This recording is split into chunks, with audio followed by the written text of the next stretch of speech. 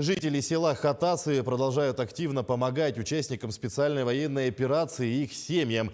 Из Наслега мобилизовано 18 жителей. Также 6 человек отправились служить по контракту. Как только объявили частичную мобилизацию, трудовые коллективы и жители 9 микрорайонов начали собирать денежную помощь. Затем в селе организовали волонтерскую группу. Женщины шили аптечки. Кроме того, провели акцию «Концерт», где по входным билетам собрали более 40 тысяч рублей и передали средства в фонд помощи семьям мобилизованных. В настоящее время собирают заявки на заготовку льда и уборку снега. Призванные ребята проходят военную службу, подготовку. Некоторые уже сейчас находятся в зоне специальной военной операции.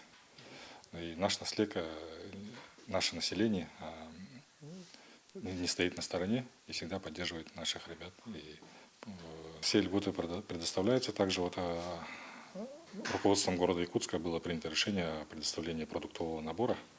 Это овощи. С сегодняшнего дня данный продуктовый набор будет доставлен семьям наших мобилизованных ребят.